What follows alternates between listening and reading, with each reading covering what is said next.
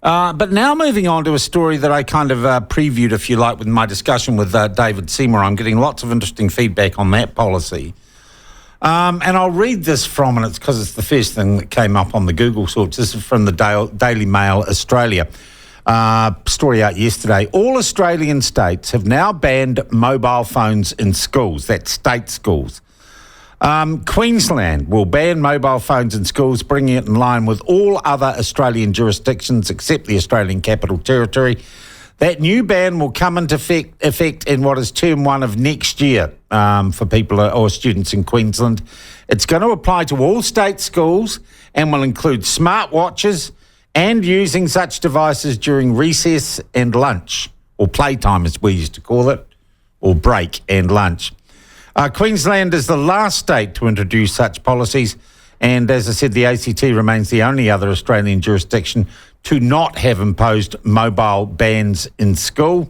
Queensland's Education Minister Grace announced the policy after meeting with education ministers from around the country. 95% of state schools across Queensland currently actually have a clear policy banning the use of phones during class time, but the new changes will see a blanket ban on their use. This is an issue that comes up from time to time, and as a talkback host, I've had discussions on over the years. But what is the trend or the policy here? You heard David Seymour saying he thinks it should be up to individual schools, boards of trustees and principals. I wondered what the New Zealand Principals Federation thought about developments in Australia and where we're at here. So I'm happy that we're joined by Leanne Otene. She is the president of the New Zealand Principals Federation. Leanne, welcome to the platform. Lovely to have you with us. Good morning. All right. Is this an issue that is on the radar of schools and teachers and principals? Oh, absolutely. Phones have been in our schools for some time now, but, the Minister's right, all New Zealand schools are self-managing under a board of trustees. So any policy to ban cell phones would be an individual school policy choice and be agreed to by both the principals and as board members and also the board. And this would have to be done in consultation with their communities. I guess if legislation was introduced to ban cell phones in schools, then schools would be bound by that legislation. But at present, that's just not the case here in New Zealand. All right. Have you, as a federation, had a look at the issue? Is there any research into the effect of having phones in schools, whether it's a good thing, bad thing, how to manage it?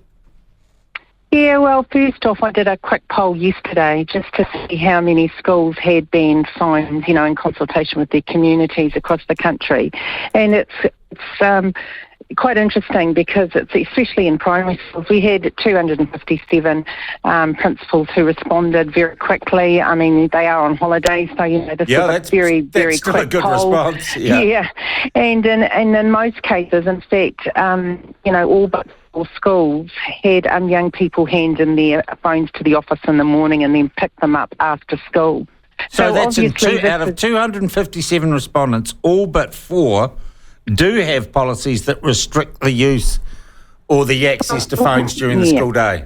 Wow. Yeah, that's right. So they would have consulted widely with their community and made sure that parents were happy about the fact that they were not allowing students to use them during school hours. So, once again, dropping them off in the morning at the office and picking them up in the afternoon. And this alleviates concern that, has been around since parents have been purchasing cell phones for their young people. Yeah.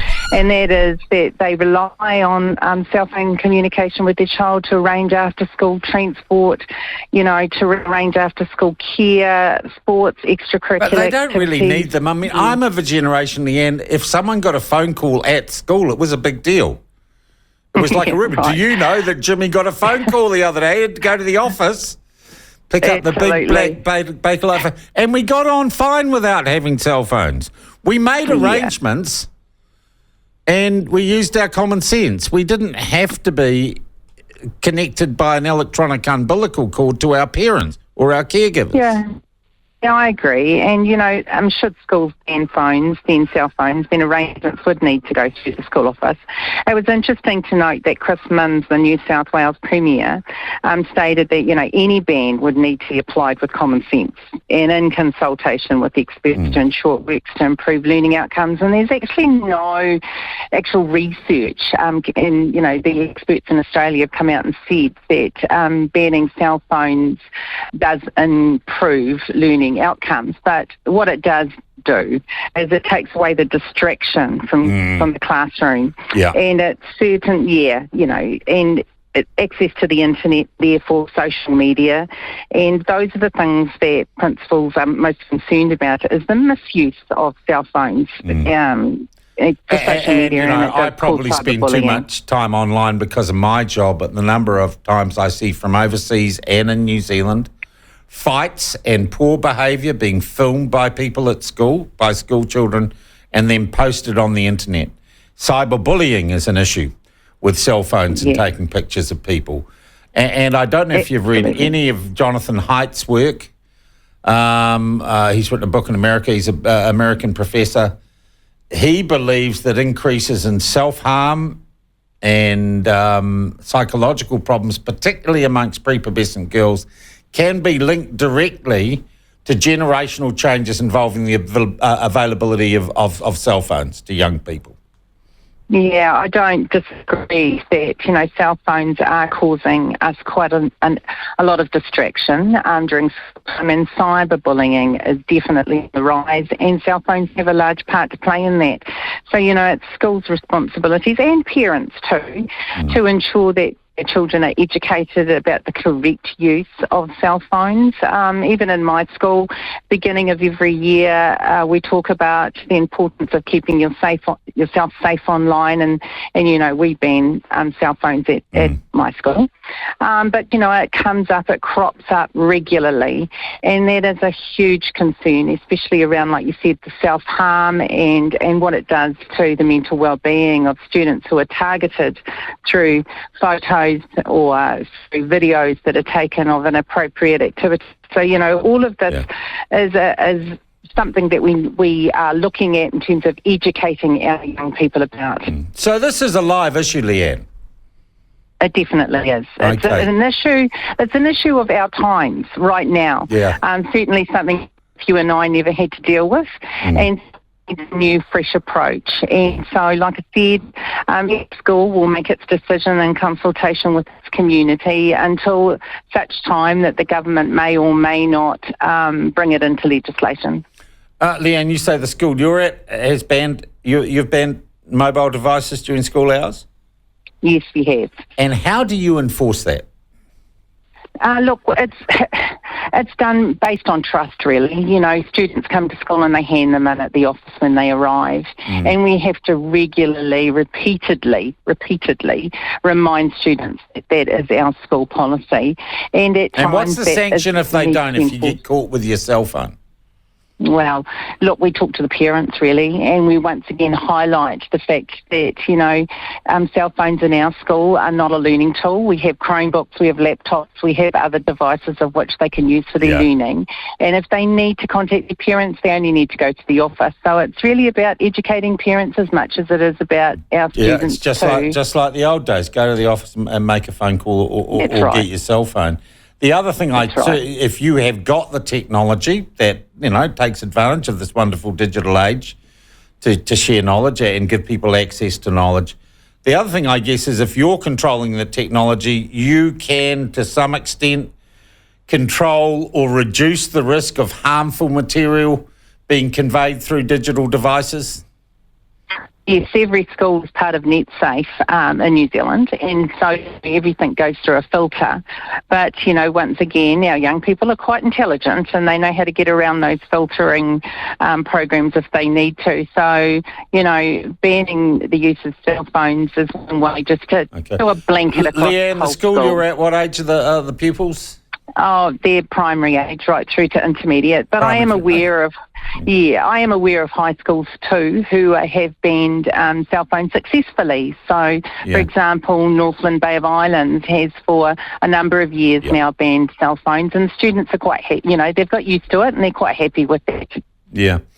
Leanne, do you get much blowback from the students or parents? Does anyone say you're trampling on my rights? No, not really. I think children or young people are quite happy to,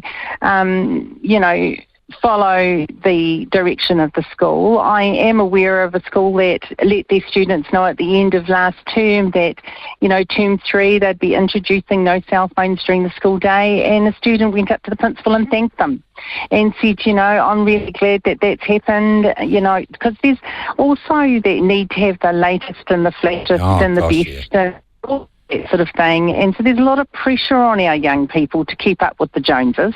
Yeah. And so that young student recognised that, and whether it was about keeping up with the Joneses or whether or not cell phones had become an issue of bullying for that child, I don't know. But they recognise that there is a need to get outside, enjoy our fresh air and stay off the screens for just that time that, they're in school.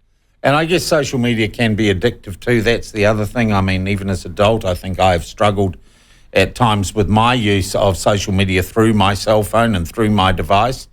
And I've actively taken some steps to try and reduce the amount of time I spend looking at that little screen. I think we're all guilty of that. Yeah. So, Leanne, what I'm hearing is that there is a general acceptance across the educational community that there do need to be limits on smart devices and cell phones for students at school, whatever age they're at, that it's recognised it's an issue that needs to be confronted. What I'm also hearing, though, is maybe that at an individual school level, there's a feeling that that's working in New Zealand right now. And we don't need a law or a blanket ban.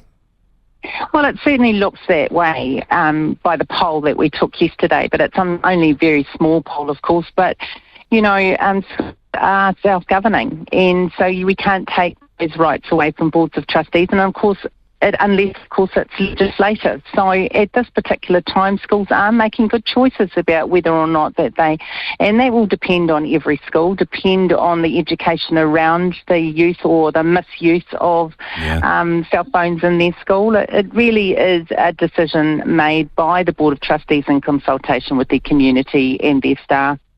Yeah. And, of course, our young people. And now we're just going to stop them smoking behind the bike sheds or vaping these days, isn't it? Oh, those were the easier times, I think. Yeah. Cell phones bring a whole new complexity to that smoking behind the bike shed. Hey, Leanne, absolutely great talking to you and getting a real feel for what's happening in our schools. And I guess I feel like at least boards of trustees and principals are across the issue, and it sounds like, nothing's trouble-free, but you're dealing with it. Thank you so much for your time this morning. You're welcome. Have a good day. Cheers. Leanne Otene, she is the president of the New Zealand Principals Federation. So we're not using a big stick to hit kids about phones, but clearly, and that's interesting, she rang round 257 principals, all but four said, we've got restrictions on phones in schools. Geez, you see, we're not such a bad country. We can work things out without being draconian and losing our minds over stuff. Hey, if you're a younger person listening, I'd be interested to hear what the rules are at your school and what you think of those rules and whether you recognise the risk or the damage that use of a mobile device at school can do. I mean, I look at Ben, I should take it off just give it to him when he needs to contact people for work. But man, so different. And look, I'm 58 years old. I grew up, if someone got a phone call at Plymouth Primary, everyone knew about it because it was like, Jim had to go to the office because he got a phone call. And I read now that young people have phone anxiety. I mean, they've all got them, but they have phone anxiety about talking to people on phones and stuff.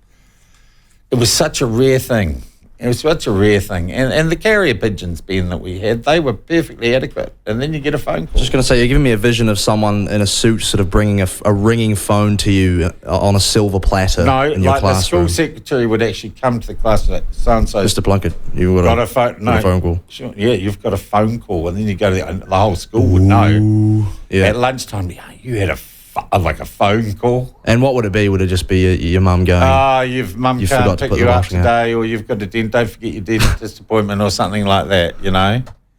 Yeah, or a Snapchat or something. It was just a different world, Ben.